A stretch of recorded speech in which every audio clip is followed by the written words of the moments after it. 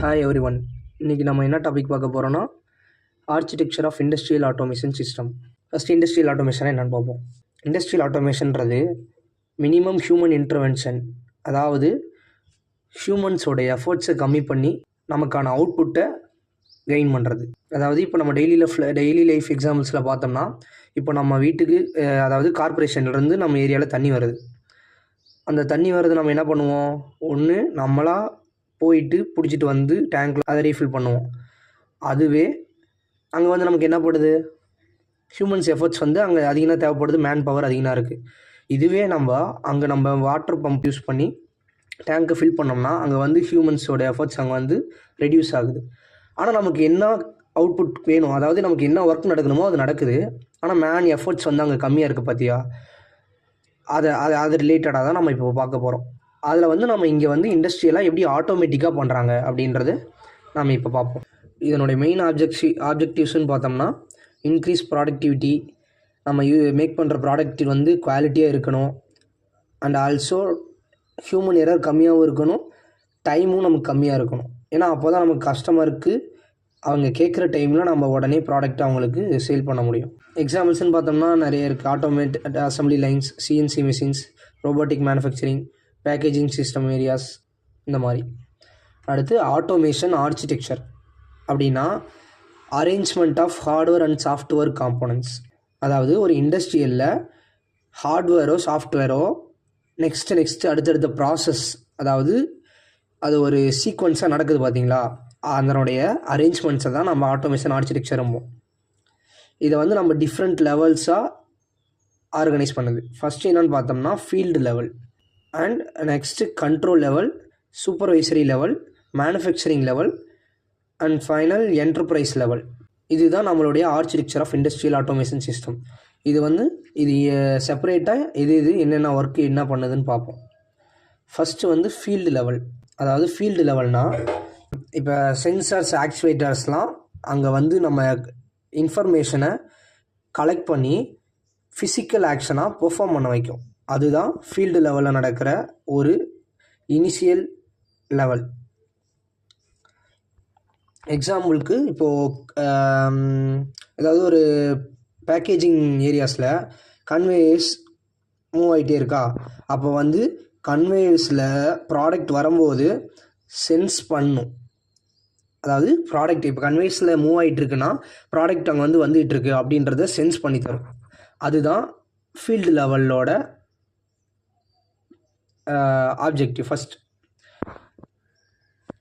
இது வந்து என்னென்ன காம்போனன்ட்ஸ்லாம் இதில் இன்க்ளூட் ஆகிருக்குன்னா sensors, transducers, actuators, motors, limit ஸ்விட்சஸ், இந்த மாதிரி ஃபீல்டு லெவலான காம்போனன்ட்ஸ்லாம் இன்க்ளூட் ஆகிருக்கும். நெக்ஸ்ட்டு பார்த்தோம்னா கண்ட்ரோல் லெவல். அதாவது நாம் இப்போ அங்கே வந்து கன்வேயர்ஸ்லேருந்து வந்த ப்ராடக்டை டிடெக்ட் பண்ணிச்சு இல்லையா சென்சாரு, அது வந்து அந்த டிடெக்ட் பண்ண டேட்டாஸை பிஎல்சிக்கு அனுப்பி வைக்கும். அதாவது ஃபஸ்ட்டு கண்ட்ரோல் லெவல்னால் என்னென்னா, அந்த சென்சார்ஸ்கிட்டருந்து வாங்கின சிக்னல்ஸையோ இல்லை டேட்டாஸையோ பிஎல்சிக்கு அனுப்பி அந்த மெஷினை கண்ட்ரோல் பண்ண வைக்கும். அதுதான் கண்ட்ரோல் லெவலோட ஒர்க். அதில் என்னென்ன காம்போனன்ட்ஸ்லாம் இருக்குன்னா PLC, DCS, industrial PC, IO models, இதெல்லாம் யூஸ் பண்ணி அதை வந்து டிசிஷன் மேக்கிங் பண்ண வைக்கும். அண்ட் தென் தேர்ட் ஒன் பார்த்தோம்னா சூப்பர்வைசரி லெவல். இது என்ன பண்ணுன்னா, சூப்பர்வைசரி லெவல்ன்றது இப்போது நமக்கு ஒரு ஒர்க் நடக்கணும். நம்ம கார்பரேஷனை கூட எடுத்துப்போம். நம்ம இப்போ தண்ணி வந்தால் தண்ணி நம்ம பிடிச்சி ஊற்றணும்னு சொல்கிறோம். தண்ணி வந்து நம்ம எடுத்துகிட்டு போயிட்டு ஒரு 5 பிளேசஸ்லாம் நம்ம போய் ஃபில் பண்ணணும் 5 டேங்க்கில். அந்த டேங்க்கில் ஃபில் பண்ணும்போது ஒரு இடத்துக்கும் இண்டிவிஜுவல், அதாவது ஹெச்எம்ஐன்னு சொல்லுவாங்க, ஹியூமன் மெஷின் இன்டர்ஃபேஸ்.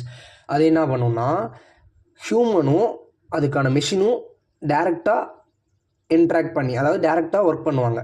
இப்போ எனக்கு 5 பிளேசஸில் நான் வந்து டேங்க்கில் வாட்டர் ரீஃபில் பண்ணணும். நான் போயிட்டு இண்டிவிஜுவலாக ஒரு டேங்க்லேயும் நான் ஃபில் பண்ணிவிட்டு வரணும். இது வந்து ஹெச்எம்ஐ. ஸ்கேடான்றது என்ன பண்ணுன்னா, அதாவது SCADA, supervisory control and data acquisition. இது என்ன பண்ணுன்னா, நீ எந்த லொக்கேஷனில் இருக்கிறியோ அந்த லொக்கேஷனில் இருந்து மல்டி டேங்க்ஸ், அதாவது நிறையா டேங்க்ஸ் இருக்குன்னா நீ ஒரு இடத்துல உட்காந்துட்டே ஆப்ரேட் பண்ணலாம். அதுதான் சூப்பர்வைசர் லெவல்ன்றது. Supervisor level is used for monitoring and operation interaction.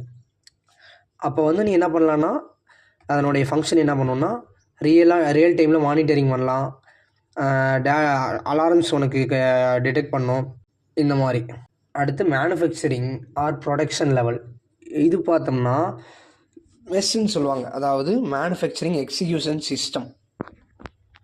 இது என்ன பண்ணுன்னா, உனக்கு எவ்வளோ ப்ராடக்ட் தயாரிக்கணும் அண்ட் இது வரைக்கும் எவ்வளோ ப்ராடக்ட் தயாரிச்சிருக்கீங்க, அதாவது எவ்வளோ ப்ராடக்ட் வந்து நம்ம ப்ரொடக்ஷன் பண்ணியிருக்கோம் அப்படின்றத மானிட்டரிங் பண்ணி மேனேஜ் பண்ணுறது தான் மேனுஃபேக்சரிங் ஆர் ப்ரொடக்ஷன் லெவல்.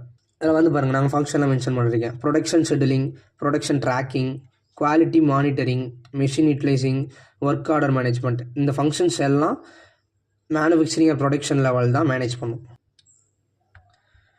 அடுத்து ஃபைனல் ஒன் பார்த்தோம்னா இஆர்பி, என்டர்பிரைஸ் லெவல்.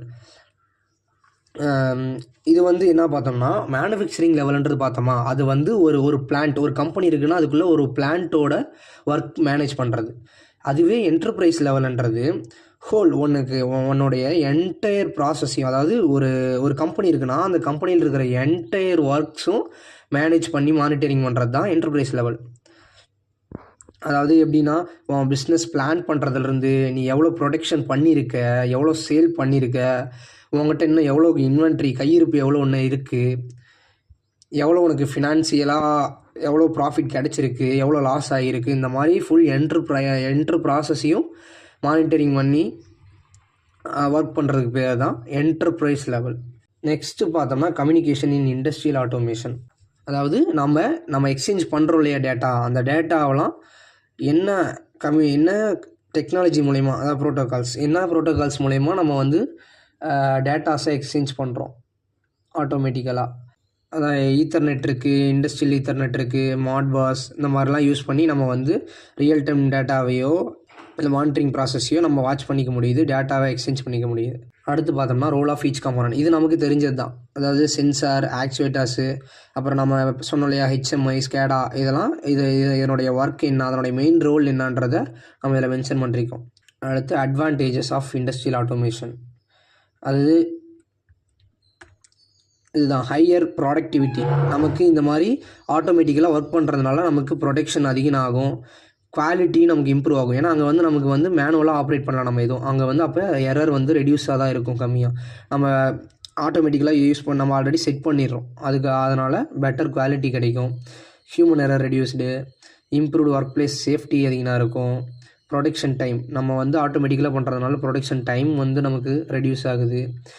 எப்பயும் நம்ம என்னென்ன ப்ராசஸ் அடுத்தடுத்து நடக்குதுன்னு நம்ம மானிட்டரிங் பண்ணிக்கலாம் ரியலாக. காஸ்ட் வந்து ரெடியூஸ் ஆகும், நமக்கு வேஸ்டேஜ் எதுவும் இருக்காது.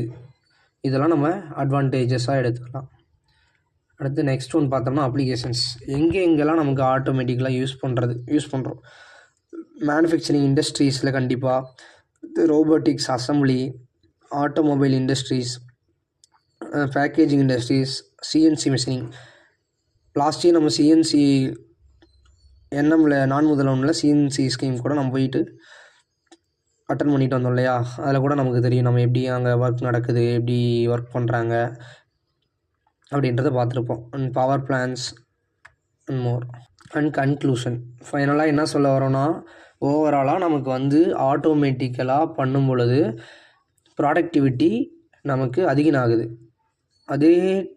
சேம் டைம் குவாலிட்டியும் நமக்கு அதிகம் இம்ப்ரூவ் ஆகுது. டைம் ரெடியூஸ் பண்ணி நமக்கு கஸ்டமருக்கு எந்த டைமில் கேட்குறாங்களோ அந்த டைமுக்குள்ளே நம்மளால் அவங்களுக்கு ப்ராடக்டை சேல் பண்ணவும் முடியுது. இதுதான் architecture of industrial automation system.